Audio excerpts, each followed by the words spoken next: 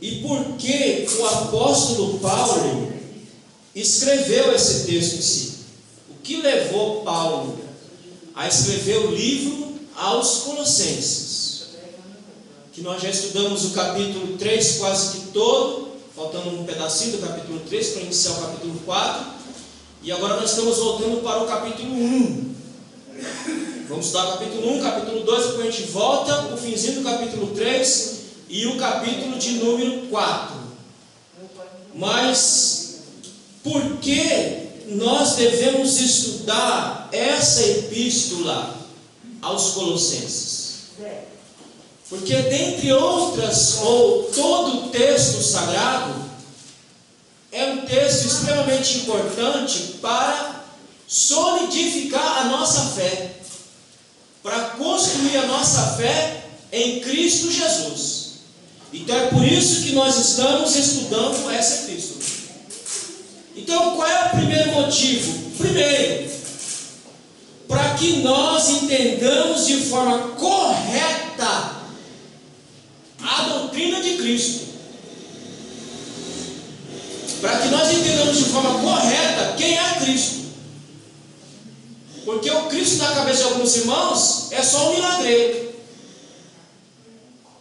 E em outros é só um santo casamenteiro. Em outras é um corretor de imóveis. Em outras ele é um dono de rede de autoconcessionária.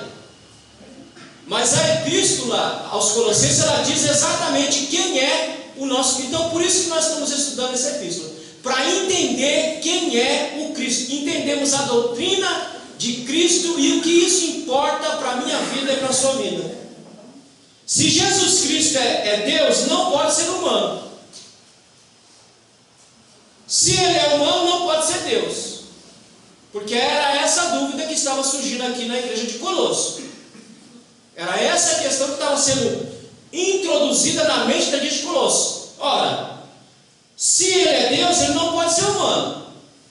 Porque o ser humano, ou aquilo que é divino, não pode se encarnar na matéria que é amada. E se ele é Deus, ele também não pode ser humano. Porque Deus não pode se tornar humano. Era essa a questão.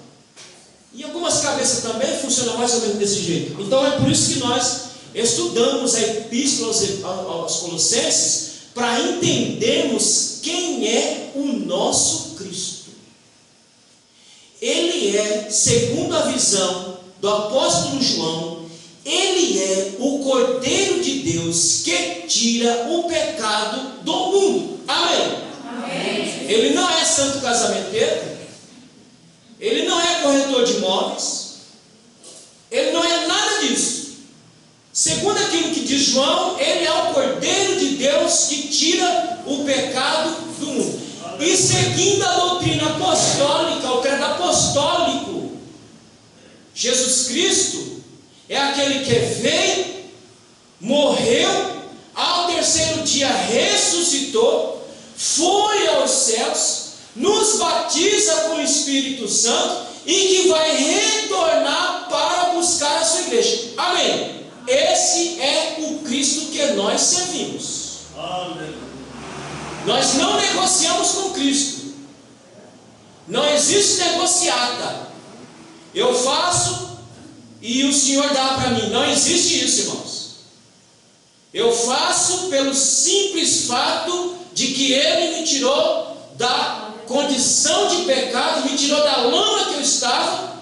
E segundo Paulo em Efésios, que nós estamos estudando também, nos diz que Ele nos colocou em regiões celestes. É a esse Cristo que nós servimos. Um Cristo que nos salva e redime o homem para a glória de Deus. Amém? Amém. Estudamos a epístola aos Colossenses para entender e confirmar que Ele é o autor da criação. Porque os seus filhos que vão para a escola são ensinados do que o mundo não foi criado por Deus, não foi criado de uma explosão, de um Big Bang que explodiu e tudo se criou a partir de uma explosão. Não. Paulo deixa bem claro no capítulo 1, versículo 16, que Cristo é o autor da criação. Foi por meio dele e por ele que tudo se criou. Foi por meio dele, através dele, que tudo se formou. E Paulo deixa isso bem claro. E os nossos filhos são assaltados na escola. Porque quanto de nós não conseguimos passar essa firmeza, essa segurança para os nossos filhos? Quantos de nós não sentamos à mesa para sentar com nossos filhos, para meditar com nossos filhos, para mostrar que o mundo não surgiu do nada, de uma explosão, de que o homem não evoluiu de uma espécie, de um símio, e foi evoluindo até chegar na forma humana, de que não houve geração espontânea, de que o homem e a história, os seus filhos estão sendo bombardeados por isso todo dia, de que a história vai dizer que o homem no seu estágio pré-histórico era retardado. O homem para a história era retardado, o homem não sabia nem falar. Quando é que o homem começou a falar? Porque o homem começou a se aperceber o mundo à sua volta e começou a imitar sons até chegar. Agora, a minha dúvida é: se o homem era um ser retardado, que não sabia falar, e ele começou a imitar sons, quem é que ensinou ele a falar? Quem é que ensinou ele a verbalizar? Quem é que ensinou ele a raciocinar? Não. A Bíblia diz que nós somos criados exatamente como nós somos. Nós temos poder de razão, porque em nós há a imagem e semelhança de Deus em nós. Mas se os nossos filhos não souberem, vai acreditar que ele veio mesmo de um macaco, que ele foi evoluindo, era um retardado, e aí aprendeu a falar não sei com quem. Quando nós já deveríamos ter ensinado para o nosso filho que nós somos criados perfeitos. Irmão, o que diz Gênesis capítulo 1? Que tudo que Deus fez era bom. E tudo que Deus faz é perfeito. Deus não faz nada pela metade. Nós somos criados exatamente como nós somos. Nós temos em nós a imagem e semelhança de Deus, está cravada em nós. Amém? Amém. Qual é essa imagem? Nossa alma. Nós somos imagem e semelhança de Deus porque nós temos uma alma. Alma que é constituída de, primeiro, intelecto. Ora, Deus é um ser pensante. Deus é um ser racional. Colocou na coroa da criação o poder de raciocinar. Nós não viemos raciocinar com a evolução, não. O homem foi criado com o poder de raciocínio, de raciocinar, de pensar, de ajuizar, porque Deus, ele é razão pura. Portanto, nós somos razão pura. Deus tem vontade? Amém ou não amém? E a Bíblia diz que a vontade dele é como? Segundo Paulo, boa, perfeita e agradável. Ora, eu tenho vontade. Eu posso decidir tomar esse copo de água agora,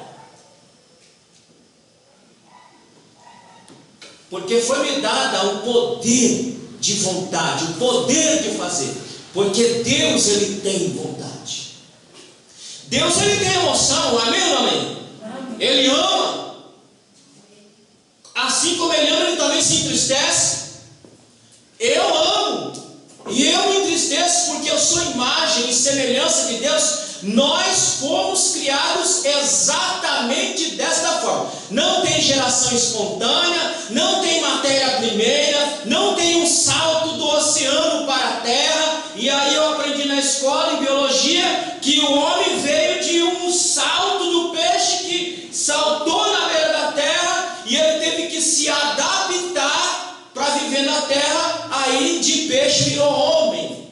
Não, a Bíblia diz que eu fui criado exatamente como eu sou, porque nós somos imagem e semelhança de Deus para a glória de Deus. Amém? Amém. Portanto, Colossenses vai ensinar isso. Paulo vai dizer no capítulo 1, versículo 16, que todas as coisas foram criadas por meio dele e para ele e para a glória dele. Tanto é que a criação, eu não sei se os senhores sabem, mas a criação eu falo agora, o chão que pisamos, a terra que pisamos, ela também está gemendo por uma redenção final. Os irmãos sabiam disso? Amém ou não amém? Amém. Não sabia não? A terra geme. Onde está escrito isso? Pronto. Quando você chegar na casa de vocês, vocês não vão ligar a televisão. Vocês vão sentar lá e vão ler o livro de Romanos e vão achar o que eu estou falando. Para você ensinar para o seu filho que até a terra geme por uma redenção final. Quanto de nós não entendemos a questão do corpo? Qual é a função do corpo no plano da redenção? Não existe alma sem corpo. A alma não consegue se expressar se não houver um corpo. Tem que ter um corpo. Qual é a função do corpo? A função do corpo, seguindo aquilo que eu aprendi, se eu não me engano, com o pastor Antônio Gilberto, que já foi promovido, e ele dizia que o corpo é a bainha da alma. Para que serve a bainha? Você não sabe o que é a bainha, né? Ou quando você tem um facão, você coloca naquele troço, que o troço chama bainha. Qual é a utilidade da bainha se não tiver o facão ali dentro? A bainha só ganha forma e a faca só ganha sentido se ela estiver enfiada na bainha. Isso é o corpo. A bainha, o corpo é a bainha da alma. É aqui que eu verbalizo, é aqui que eu me comunico.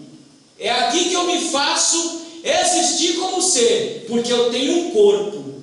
E aí, se você ler 1 Coríntios, não vou dizer também onde é não, são 2 livros pequenos que você lê numa sentada. 1 Coríntios vai dizer que até este corpo aqui, esta matéria está aguardando por uma redenção final quando se der o arrebatamento. Portanto, não maltrate o seu corpo, porque é por meio do seu corpo que Cristo se manifesta, é por meio do seu corpo que Cristo usa você, é por meio do seu corpo que a obra de Deus é levada adiante, por meio do seu corpo é que Ele faz tudo isso. Então não maltrate o seu corpo, não judie o seu corpo, não acabe com o seu corpo, porque ele é veículo que Deus usa para manifestar a sua glória entre os homens. Amém? Amém. Então estudar Colossenses é entender a doutrina de Cristo, é entender que tudo isso que nós vemos aqui foi criado por Deus e somente por Ele, por meio de Cristo. Por que estudar Colossenses?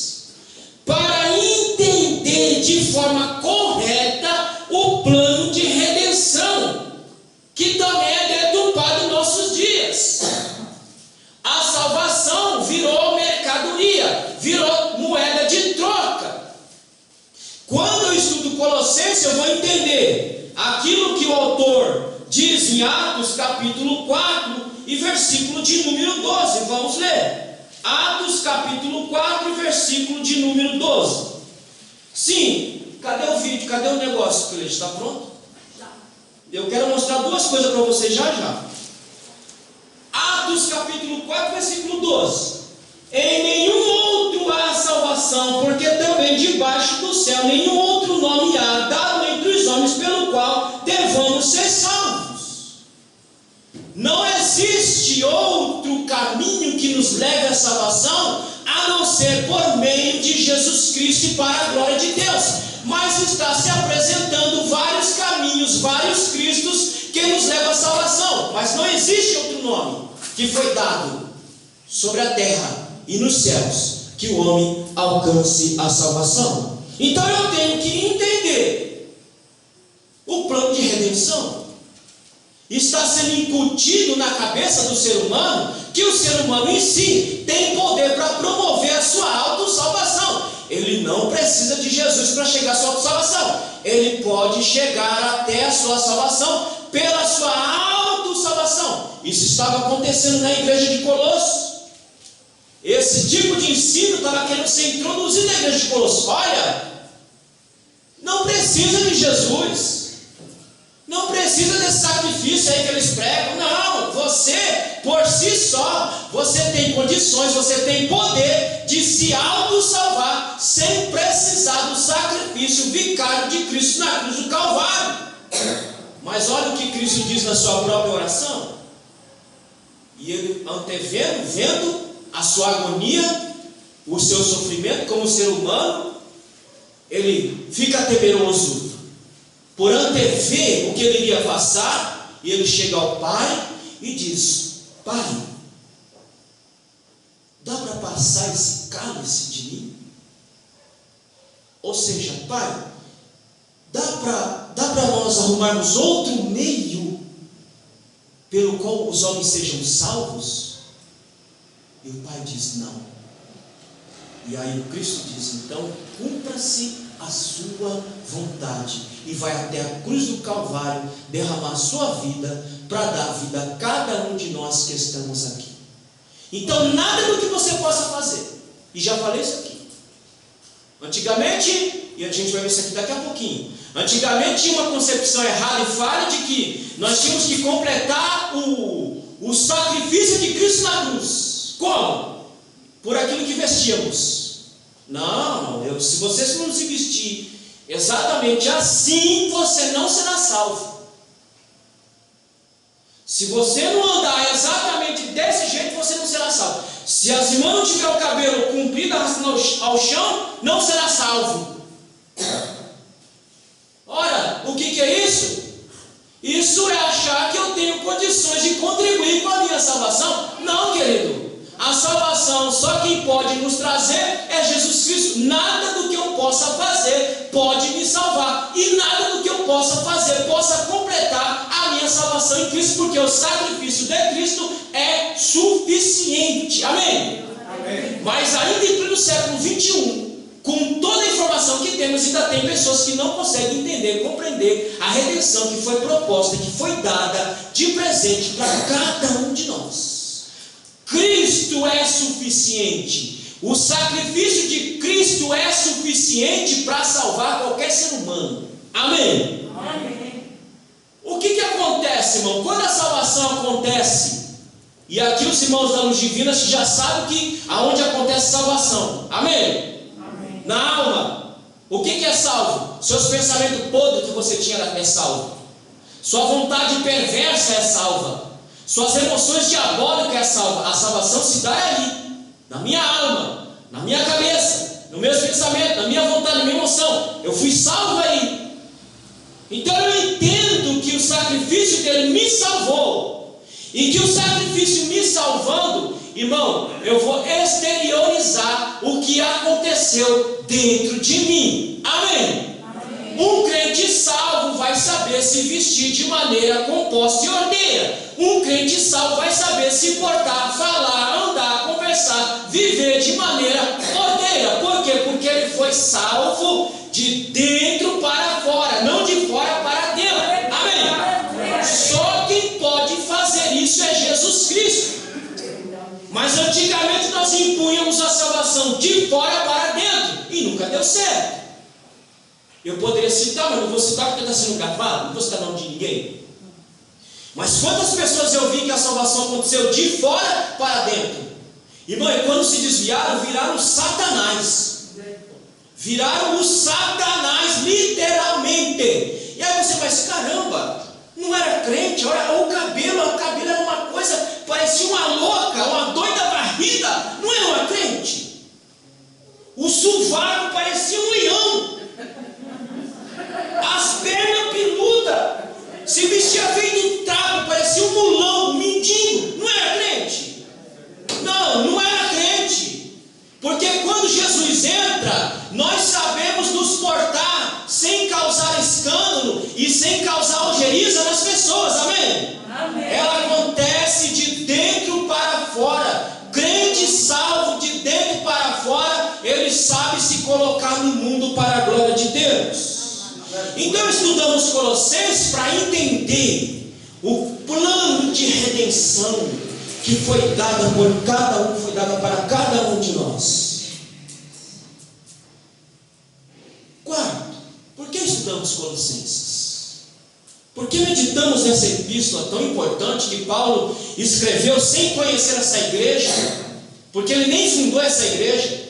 Paulo não fundou a igreja de Colossos. Paulo não andou por essa cidade, por essa região. Como é que ele escreve uma carta como essa? Para fazer este povo entender tudo isso que eu estou falando aqui. Quarto, por que estudar essa epístola? Para compreender o que significa santificação de forma correta. Porque a santificação nossa de anos atrás é santificação objetiva. Objetiva. Olha o tamanho do meu cabelo. Olha o meu paletó. Olha a minha roupa. Olha o tamanho da minha Bíblia. Né? A gente vê aqueles irmãos com aquelas Bíblias gigantes. Falava, rapaz, aí deve sair coisa boa aí. Aí quando abria a boca, dava até medo, dava até vontade de sair correndo, porque não saía nada. Mas a Bíblia era monstro. Deve ser a nossa santificação objetivada. Eu tinha que mostrar para as pessoas que eu era santo. Mas aonde que está na Bíblia que diz que eu tenho que mostrar a minha santidade? Eu não tenho que mostrar. As pessoas aqui têm que ver em mim a santificação processada continuamente em Cristo Jesus. Amém? Amém. É para isso que estudamos Colossenses, para entendermos de forma correta o que significa também santificação. Ora, quando Paulo escreveu essa epístola, irmãos, havia lá aquilo que se chamava de heresia de Colossos. O que era? Era um misto de crença. Gnosticismo. Ora, para quem já aprendeu, quem não aprendeu, quem não lembra, eu vou refrescar a memória de vocês. A grosso modo, gnosticismo é a ideia de que a matéria é má e o espírito é bom. Portanto, que dizia-se que Jesus não poderia se encarnar em uma matéria má porque era um espírito bom. E daí se criou várias teorias para entender o evento Cristo. De forma prática para vocês aqui, as nossas igrejas, não sei agora, mas no comecinho havia um misto de ideia gnóstica, de que matéria era má. Vou dizer a vocês, eu conheci uma irmã em algum universo, em alguma galáxia, que ela dizia assim: olha, pastor, ninguém me falou não, tá? Eu ouvi lá no planeta de Marte. Eu fui para Marte e encontrei essa pessoa falou para mim: olha, pastor, eu estou orando, viu? Digo, está orando o quê, irmão? Eu estou orando para Jesus levar meu marido. Eu digo, por causa de quê, irmão? Não, pastor, que ele fica com essas coisas aí, quer ficar sabendo das coisas aí, quer ficar fazendo as coisas aí. Eu quero me santificar para Deus, essas coisas. Eu nem falei nada, eu falei por quê? Porque a ignorância era tão grande. Sabe aquela ignorância cavalar que vocês explicaram e não entenderam nunca mesmo? Eu fiquei quieto na minha, eu digo, meu Deus, ajuda essa mulher. Ajuda essa mulher. Assim como tem mulheres assim, tem homens assim também, viu? Que deve estar orando aí para matar, para Jesus levar as esposas aí, para não ter que ficar, como ela dizia, para não ficar fazendo sem vergonhice. Irmão, o que é isso? Isso é uma ideia gnóstica, de considerar a matéria má, que portanto, para se livrar da matéria que é má, eu preciso fazer alguma coisa, me abster de algumas coisas. Gnosticismo dentro das nossas igrejas. E pessoas pensando dessa forma, até hoje ainda há pessoas que pensam exatamente desta forma, de um gnosticismo. Coloca para mim aqui, eu vou mostrar para vocês uma coisa aqui, para vocês verem que eu não estou brincando com o que eu estou falando. Coloca essa primeira imagem aqui para mim. Cadê? Aumenta. Olha aqui. Eu estou colocando de público porque está lá no Facebook lá. Essa desgraça está lá. Quem quiser ver está lá. É só caçar que vocês vão achar. Veja bem, isso aqui, o que é isso aqui? Isso aqui é do século XXI, tá? As vagas são limitadas, pois os segredos ensinados. Irmão, o que é isso? Isso é gnosticismo. Porque o gnosticismo diz o seguinte: olha, há um conhecimento secreto que precisa ser ensinado para os iniciados. As vagas são limitadas, pois os segredos ensinados não devem ser conhecidos por todos. Irmão, era a fala do gnóstico. O gnóstico é o seguinte: olha, tem mistério, tem segredos que não pode ser partilhado por todos, mas é só para os iniciados. Isso estava entrochado na igreja de Colosso. Nós estamos no século 21, essa ideia continua girando no nosso meio. Tem mais, apenas presencial. Dia 16 de outubro, apóstolo Eduardo e apóstola Kathleen. Agora eu queria saber onde que está a apóstola na Bíblia. Veja assim, vai vendo aí. Ativação PSPXS. Não sei que diabo é isso. Ativação do profeta do raio. Do raio que o parta. Deve ser X de Deus. Irmão, vocês estão risados, mas isso aqui está lá. E sabe qual que é a miséria? É que muita gente vai fazer isso aqui. Vai acreditar nesse maluco aqui. Vai raio X de Deus, rapaz. Olha lá, destravando profetas, clarividências, profetas, clareaudiência, não sei nem o que é isso. Profetas do raio-x de Deus, que é o raio-x, ele deve estar dando a entender que é o tipo de profeta que enxerga tudo. Poxa, era do outro lado aqui. Rapaz. E profetas intuitivos. Intuitivo é coisa de espiritismo. Vamos treinar você. Vamos ensinar você como os profetas revelam números. Que números? Como é que os profetas sabem número de CPF, RG, placa de carro e nomes? Vai ensinar para você como é que o profeta revela isso. Está lá. Planilha de conhecimento incognoscível. Incognoscível. O cognoscível é conhecimento. Ninguém não. Ou seja, não conhecimento. Conhecimento que não está acessível. Ele vai dar a chave para você acessar esse conhecimento não acessível. Está lá. Discernimento de espírito, percepção extrasensorial. Ele vai invocar o ET, vai chamar o ET para poder ajudar ele lá. Só pode ser. No dom de palavra de sabedoria, pré-cognição. Não, pré-cognição. O que é isso, minha gente? Cognição, conhecimento. Pré é conhecer antes. Quem é que tem conhecimento prévio de tudo? Somente Deus tem conhecimento prévio de tudo. O homem vai ter conhecimento prévio aonde, minha gente? Aonde? A ativação do paladar, tato e olfato espiritual. Então você vai sair de lá sabendo o gosto de Deus, vendo Deus, ouvindo Deus, sentindo Deus, de toda forma. Isso está lá. O que é isso aqui? Isso aqui é gnosticismo puro, que está em pleno século 21, no meio da igreja, introduzido no meio da igreja. Então, e o mais triste é que muita gente vai lá fazer esse tipo de curso aí, e ainda vai para a igreja dos pastores, ainda descer o sarrafo dos pastores que trabalham de maneira séria e correta com a palavra de Deus. Gnosticismo. Então, é por isso que estudamos, para não virarmos gnósticos. Querido, não é história de igreja não, mas essas ideias aqui, elas estão desde sempre. Paulo está combatendo o gnosticismo. João, no Evangelho, nas epístolas, estava combatendo o gnosticismo. Isso no século II, nós estamos no século 21, e isso continua. Através do século II, século IV, e essa coisa vai crescendo.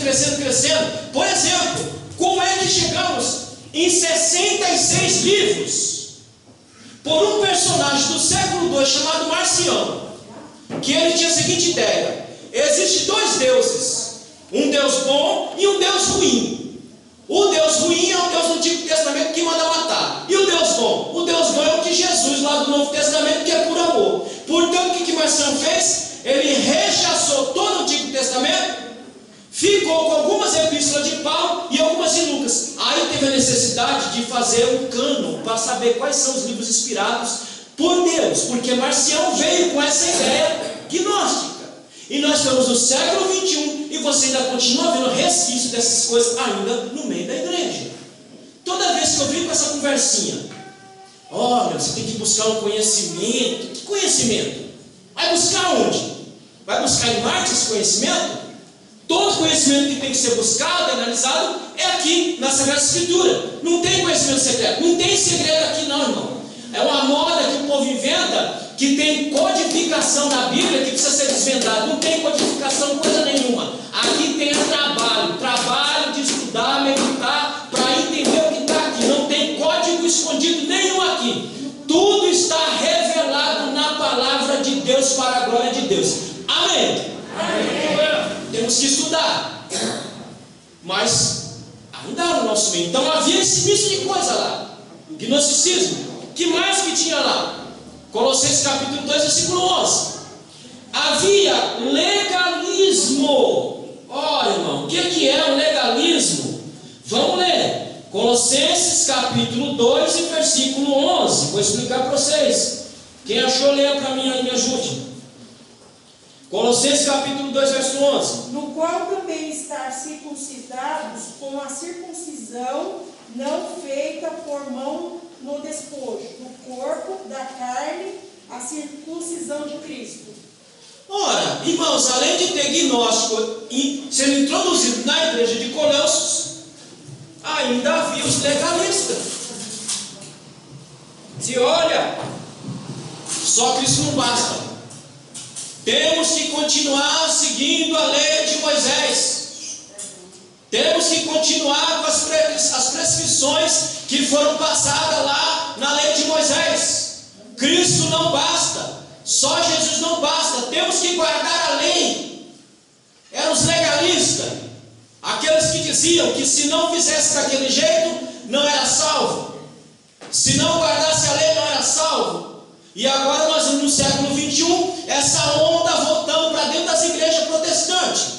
Quando eu quero judaizar a igreja, aí eu ponho menorá, aí eu ponho a arca do concerto, aí eu visto o talit é o manto de oração, aí eu coloco o kippá.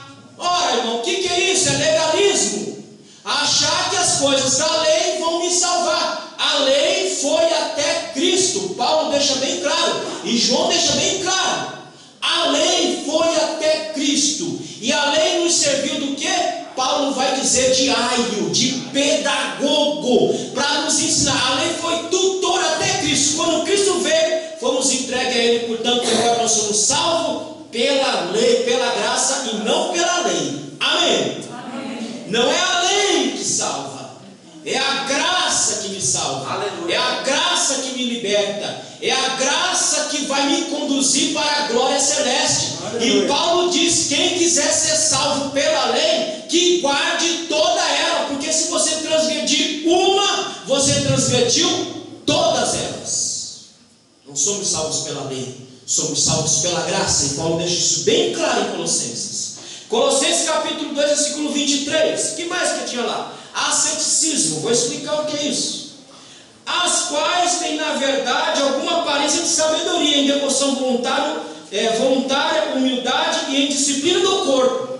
Atente para essa palavra aí. Em disciplina do corpo, mas não são de valor algum, senão para a satisfação da carne. O que é que Paulo está dizendo aqui? Ele diz aqui: e em disciplina do corpo, asceticismo. O que é isso? Olha, irmão, como é que a igreja de Colossos estava sendo atacada violentamente nas bases da fé cristã? Já viu aqueles irmãos doidos? Porque tem uns que são doidos mesmo. Doido varrido, sem juízo na cabeça. Eu vou jejuar 40 dias e 40 noites. Por quê? Porque eu tenho que esmurrar a carne. Se joga debaixo de uma carreta, então, porque eu tenho que eliminar a carne. Então eu vou eliminar tudo que é de ruim da carne. Eu vou jejuar 40 dias. Eu não vou deitar mais com meu marido ou com minha esposa, porque eu preciso ser santo. Eu preciso me purificar. A gente dá o nome isso de asceticismo. Disciplina do corpo. Não é isso que te salva.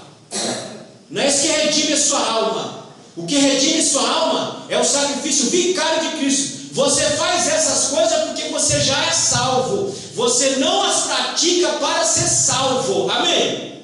Mas estava sendo essa ideia introduzida. Eu preciso esmurrar o meu corpo, como Martinho Lutero fazia. Martinho Lutero, enquanto não encontrou a salvação, o que ele fazia? Ele esmurrava o próprio corpo. Ele entrava na sua cela, pegava o azorrague e batia nele mesmo. Se flagelava. A ideia é de esmurrar o corpo para santificar o corpo. Então, querido, são ideias errôneas de santificação. Não se santifica a vida por um conhecimento secreto. Não se santifica a vida por cumprimento de lei. Não se santifica a vida por esmurrar o corpo sem razão, sem ideia, sem noção do que está fazendo. Então a epístola aos Colossenses, ela vem nos ensinar que todas essas coisas, gnosticismo não é sinal de santificação. Legalismo não é sinal de santificação. Asceticismo não é sinal de santificação. Você já viu que tem irmão que você conversa, parece que os irmãos ficam bem bilolados, bem louco? Tem irmãos que você olha para eles e você não sabe que bicho que tem ali dentro, que é meio pancada da cabeça, fala coisa com coisa. Mas como é que esse cara ficou desse jeito? Por não compreender o plano de salvação de nosso Senhor Jesus Cristo. Tanta ideia errada, tanta ideia errônea na cabeça, que virou um maluco no meio da terra. Não entende a palavra de Deus. Não consegue se defender contra os ataques de Satanás que vem atacando sistematicamente a igreja de forma sorrateira. Então estudamos a epístola para entender essas grandes verdades, para entender a doutrina de Cristo de forma correta, para entender a doutrina da criação que foi criada por Ele e por meio dele e para Ele, para a glória de Deus, para entender de forma correta o plano de redenção que foi transmitido a cada um de nós. A Bíblia diz, isso não é a Bíblia agora, pensando naquilo que Jacó Arminio pensou, não o que os arminianos dizem, nem o calvinismo, mas aquilo que Arminio pensou. Arminio diz e disse muito bem: Jesus Cristo morreu por todos os homens e por cada homem. Amém? Ele morreu por mim que estou aqui, e morreu por todos vocês que estão aqui, e morreu por cada um de vocês que estão aqui. Ele não morreu para uma classe da humanidade e não para outra. Ele morreu por toda a humanidade e deixou oferta de salvação para todos aqueles que receberem e creem. Amém? Amém. E nós estamos aqui porque cremos e recebemos esse plano para a glória de Deus. E estamos esperando o ápice final disso, qual seja o arrebatamento da igreja para estar com Cristo na sua glória celeste. Até coisas basilares da nossa fé têm sido atacada e desacreditada por muita gente. Gente que outrora você olhava e você dizia: essa pessoa nunca vai desacreditar nas verdades fundamentais do Evangelho, e as pessoas hoje estão colocando em xeque a vinda de Cristo, estão colocando em xeque a palavra de Deus. Então é por isso que nós estudamos a epístola aos Colossenses, para compreender o que significa santificação. Quem fundou essa igreja? Não foi Paulo. Capítulo 1, versículo 6, Paulo deixa isso bem claro. E no capítulo 4, versículo 2, ele diz isso bem claro. Quem fundou essa igreja foi Epáfras, um dos muitos companheiros de Paulo, um dos muitos ajudantes de Paulo, que cooperou com Paulo no Evangelho, e possivelmente, estando lá no dia de Pentecostes, ouviu as maravilhas, volta para Colosso, funda essa igreja, e depois Paulo fica sabendo que há uma igreja de Colosso, e fica sabendo que essa igreja está sendo perturbada por esse misto de coisas, e aí ele escreve para entender, para fazer a igreja compreender o que é Cristo e o plano de salvação para a glória de Deus. Amém? Amém. Irmão, já partindo para o encerramento, a heresia de Colossos cidade de Colossos.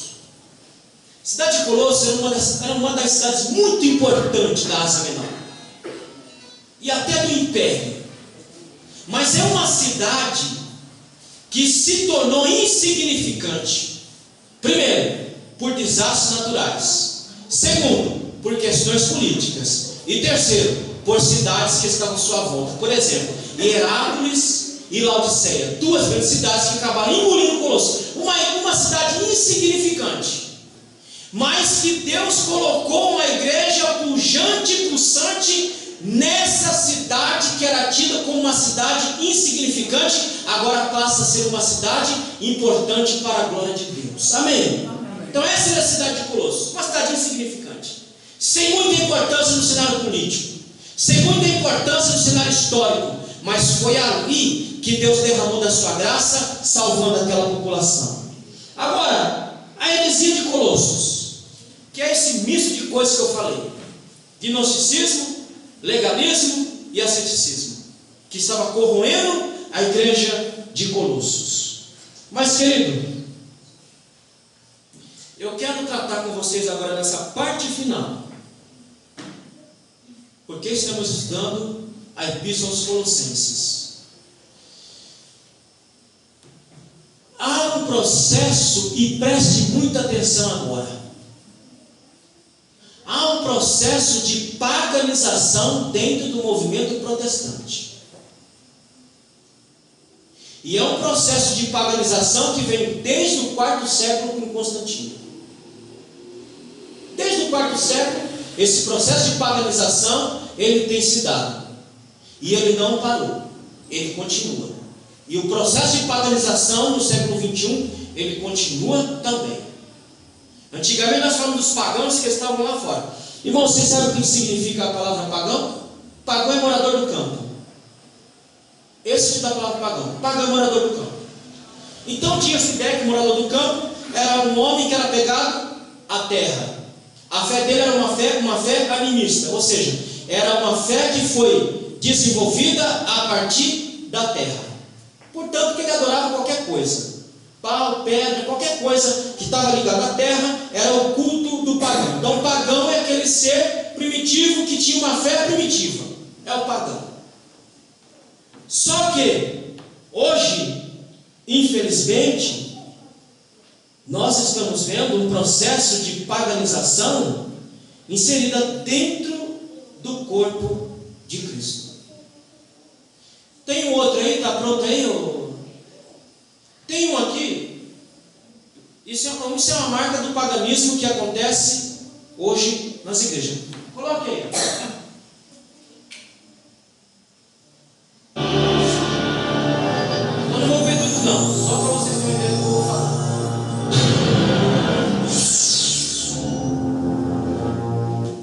Ele fez fama no Brasil, contando seu testemunho de um passado tenebroso. Um homem que teve um forte envolvimento com as forças ocultas. Seu nome, Alto Nascimento. Os religiosos rodou o país dando palestras sobre sua vida e, sobretudo, autodeclarando ser ele o ex-bruxo responsável pelo sucesso do Trapalhão Didi. Fiz trabalho para Renato Aragão, mais conhecido como Didi dos Trapalhões.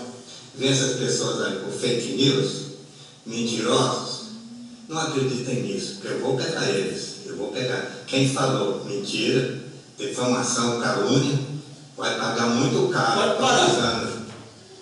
Esse cidadão aí, que se dizia macumbeiro, que se converteu, que trabalha para Deus com personalidade, ele tinha agenda cheia, tá?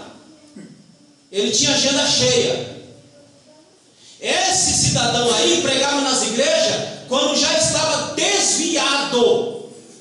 Estava desviado, como tem muito desviado, pregador pregando por aí, desviado, pregando dentro das igrejas, desviado. Esse desviado aí foi assassinado. Foi assassinado, porque era mais sujo do que pau de galinheiro. Foi assassinado. Sabe qual é o triste? Que para segurar a agenda ele cobrava R$500. E sabe qual é o mais triste ainda? É que muitas igrejas pagavam esse cidadão aí para ir lá contar mentira. E o mais triste ainda é que muita gente estava dando glória a Deus, aleluia, para um mentiroso, um desviado que estava lá pregando mentira para a igreja. É por isso, querido, que o apóstolo João diz que nós temos que saber discernir os espíritos que habitam dentro da igreja. Nem todo mundo que diz Senhor, Senhor, é assim o Senhor dizendo não. Nem todo mundo que diz assim ao Senhor é Deus falando não. Há muito picareta que está nas igrejas falando assim diz o Senhor, não é Deus falando, e as igrejas, pastores, um bando de incauto, um bando de preguiçosos que não oram, que não lêem, que não estudam, estão engolindo e enviando essa gente dentro das igrejas para colocar o povo de Deus a perder e perturbar a fé da igreja. O senhor aí pregou em muitos lugares, desviado, sujo, pregando a palavra de Deus, sem nenhum compromisso com a verdade. E nós que trabalhamos com a verdade todo santo dia, somos atacados todo santo dia. Eu coloquei um vídeo, está lá no meu canal, está no Face da igreja, se está no Face da igreja, mas está lá no meu Face, está lá. Porque antigamente aqui tinha uma modinha de ficar me chamando de Moisés. Aí essa semana eu estava pensando, eu parei e pensei, rapaz, me chamam de Moisés, olha, é para mim ser chamado de Moisés, olha que eu não sou nenhum texto de aquele homem, nenhum texto. Eu acho que se Moisés tivesse vivo, eu não servia nem para carregar os pergaminhos dele. Mas me chamavam de Moisés. Eu digo isso para mim é um privilégio, porque quem me chama isso não conhece a palavra de Deus mesmo. Não conhece, não sabe a carga teológica que tem o nome de Moisés, não sabe a autoridade que tem esse nome, não sabe da história desse nome. Irmão, quando estavam me comparando com Moisés, e eu não parei para raciocinar, eu falei, então quer dizer que eles estão confirmando e afirmando que eu estou no caminho certo, porque Moisés era um homem que andava diante de Deus e fazia a vontade de Deus para a glória de Deus.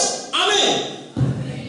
Mas quando falamos a verdade, somos atacados, somos criticados, somos vilipenteados, porque trabalhamos com a verdade. Agora vem um desgraçado desse, fala mentira, conta mentira, prega mentira, e é ovacionado. E recebe aplausos, recebe glória, recebe dinheiro, recebe tudo. Porque os púlpitos de alguns lugares está faltando o discernimento da palavra de Deus para saber quem é quem no meio dessa loucura toda que nós estamos vivendo. Processo de paganização da igreja. Qual é o processo de paganização? Culto à personalidade.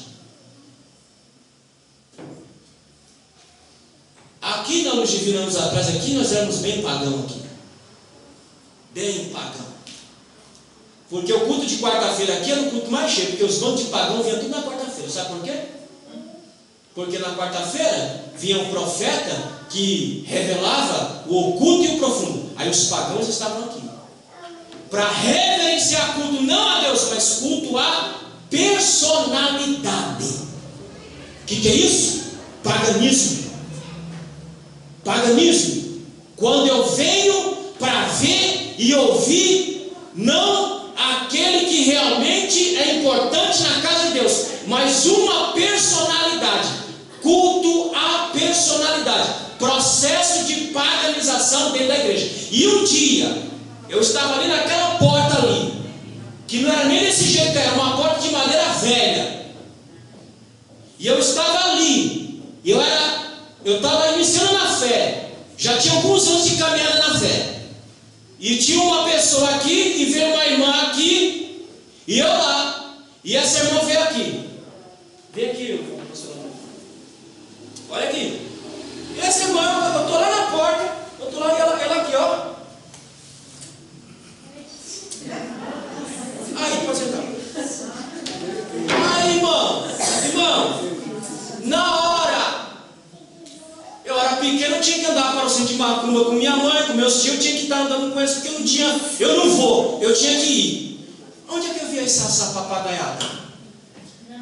Eu via no centro de macumba. Na hora eu lembrei e falei, meu Deus, eu estou numa igreja, eu estou no centro de macumba, porque isso daí eu vi no centro de macumba, isso aí chama passe. É isso aí que Deus faz? Essa essas loucuras que Deus faz? É esse tipo de maluquice que Deus faz? Culto à personalidade que nós estamos vivendo hoje no século 21 dentro das igrejas. Quando diz que fulano de tal vem, então aqui é abarrota de gente. Mas não abarrota porque quer vir Jesus, não. Abarrota porque a personalidade tal chegou no lugar. Culto à personalidade, isso é paganismo. Isso é paganismo que tem que ser rechaçado da igreja. E quando eu assumir, eu digo, eu vou acabar com essa baderna aqui. Eu vou acabar com essa bagunça. E graças a Deus, irmãos, eu acabei com essa farra do boi dentro da luz divina. Porque nós não viemos aqui na igreja para idolatrar ninguém, a nenhum personagem. Nós viemos à igreja para glorificar e exaltar o nome do Senhor. Amém? Eu não venho à igreja porque fulano vai estar aqui.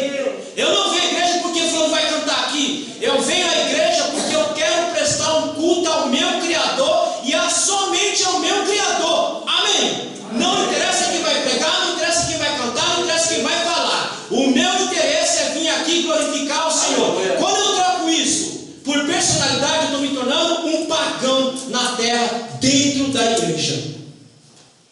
Culto carregado de misticismo. Antigamente os irmãos tinham palavreado Deus e mistério. Quem assistiu aqui a novela Que Rei Sou Eu? Isso é antiga, hein? Naquela novela tinha um homem chamado Mestre Ravengar, Antônio Bujan, já morreu. E ele era o Mestre Ravengar. E ele, irmão, ele tinha uma cara assim. Você olhava assim para personagem Ravengar e você tentava decifrar, né, o que estava pensando o Ravengar. Era aquele místico, sabe aquela coisa? Olha, Deus está... Olha, irmão, culto misturado com misticismo. Culto que a pessoa não sabe o que está fazendo. Irmão, se um cidadão, preste atenção, se um crente chegar para você e dizer que foi tomado pelo Espírito Santo e não sabe o que está fazendo, não é o Espírito Santo, é um demônio. Porque crente cheio do Espírito Santo, ele sabe o que está fazendo, ele sabe o que está dizendo e ele sabe aonde ele está. Agora, quando o demônio entra, há uma captura daquilo que nós chamamos de eu. A sua alma é capturada e você não sabe o que você faz mesmo. Você pode ser espancado, você pode cortar um braço que você não sente porque você não sabe. Mas quem tem o Espírito de Deus, ele sabe o que está fazendo, o que está falando, para a glória de Deus. Agora, quando vem com essas historinhas, irmão, sai fora. Paganismo, misticismo. Outra coisa eu quero dizer aos senhores: as revelações. Tome cuidado mesmo. Aqui era festival da revelação, mas era só desgraça. Era só desgraça. Eu me lembro que um dia, não sei quem foi desmiolado, falou para o pastor Antônio: olha, pastor, Deus me revelou um buraco nessa parede aqui, um buraco negro, um buraco escuro. Eu digo: meu Deus, que diabo é isso? Olha que eu estou vendo uma cobra. Ô, irmão, não tem uma revelação boa, não? Não tem uma visão boa, não? Será que Deus só vai ficar me amedrontando? Será que Deus vai ficar só me ameaçando? Místico. O místico é assim. O místico, quando o assim diz o Senhor não fala na boca dele, ele inventa para dizer que o assim diz o Senhor. Não invente nada. Só fale quando o assim diz o Senhor mandar você falar, então você fale. Outra coisa, olha, irmão, eu não sei, eu não tenho bem certeza. Se não tem certeza, cala a boca. Porque quando Deus usa alguém, eu tenho certeza de que eu estou falando, eu tenho convicção. É o assim diz o Senhor, está mandando dizer para você dessa forma. E digo, e se cumpre para a glória de Deus. Amém? Amém. Não há dúvida em Deus. A Bíblia diz que Deus não é Deus de confusão e não deixa ninguém confundido. Que história é essa? De ter revelação e ficar confundido, de não saber o que significa, de não saber o que está falando. Deus por acaso é algum louco místico que revela picadinho? Não. Deus quando fala, Ele fala de forma clara, objetiva e direta, de forma que eu possa entender para a glória de Deus. Amém? Amém. Paganismo, misticismo, sem raciocínio, sem lógica, sem sentido algum, penetrando dentro do corpo de Cristo. E nós estamos vendo isso acontecer debaixo dos nossos olhos. E o pior não é